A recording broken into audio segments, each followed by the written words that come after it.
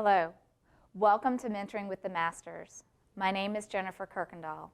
I am the Third Circuit representative on the Young Lawyers Division Board of Governors. Today, we are honored to have President-elect Greg Coleman here with us to speak about E-Etiquette and the new professionalism.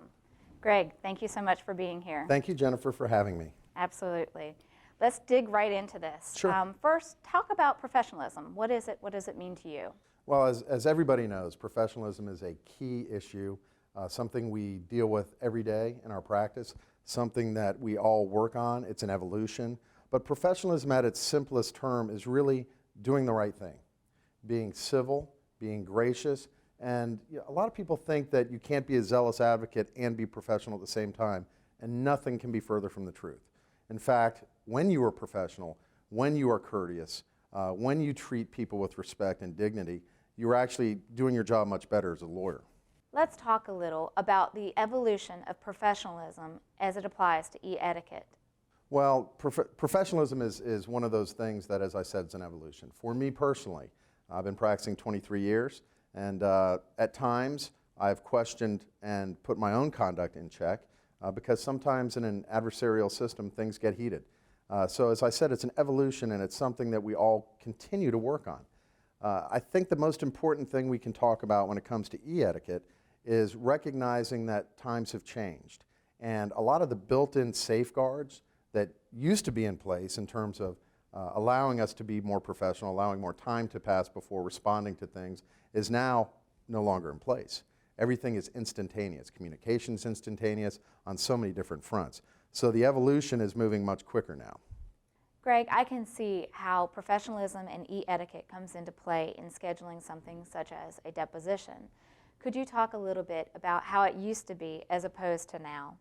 So here's a great example. Back in the mid-90s, for example, if I wanted to set a deposition, I would dictate a letter, my assistant would type it, we would mail it. If it was really important, we'd fax it. It would land in the other lawyer's mailbox, 3 or 4 days later, they would dictate a response. The whole process would take a week.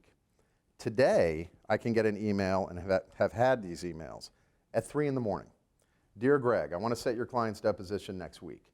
If I don't hear from you by noon today, I'm going to unilaterally schedule it. So what does that do? That immediately irritates you because they're giving you unilateral deadlines, they're being unreasonable. So what happens next? Well, theoretically, you should sit, cool down, and write a reasoned, measured response. Unfortunately, not everybody reacts that way. So you get a response like, Dear Lawyer X, this is unprofessional, this is unacceptable, you can't give me unilateral deadlines. And then the chain continues, and they go back and forth for the next 3 days, arguing back and forth over the simple setting of a deposition, which of course costs their client money, them time, and aggravation. So I think we really need to recognize that with instantaneous communication, more self-discipline, and checking ourselves in terms of how we respond and when we respond is significant. Personally, I build in a little bit of a buffer if I feel myself getting a little irritated or upset, and it helps. Probably one of the hottest topics out there right now is social media. Could you talk to us a little bit about that? Well, social media is obviously everywhere. I think some of the things that are going on out there are things that people aren't really thinking about before they post. For example, all the law schools, before somebody is admitted, are going to your social media pages. They're looking at what is out there. So if you're posting things that are inappropriate, that really don't belong, in a professional setting, they're finding these things out. And it can cause problems for young people or anyone, in fact, that's looking to go to law school. In terms of the social media for practicing lawyers, my Facebook page is about as boring as it gets. The most controversial thing you'll see on there is maybe a picture of my son and I quail hunting, right? And that's by design. I want to make sure that it is appropriate, it's professional, and going beyond just lawyers, we need to tell our clients about this because clients have a tendency to not realize if they're in litigation, for example, that some of the things they may post in social media may be inappropriate and may affect their cases. So this evolution of technology is affecting everyone.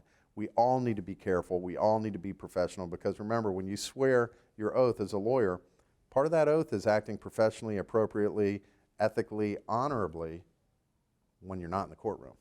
Right. Well, Greg, you've had great bits of advice for us, so thank you so much for being here. Thank you, Jennifer. It's my pleasure. Good luck.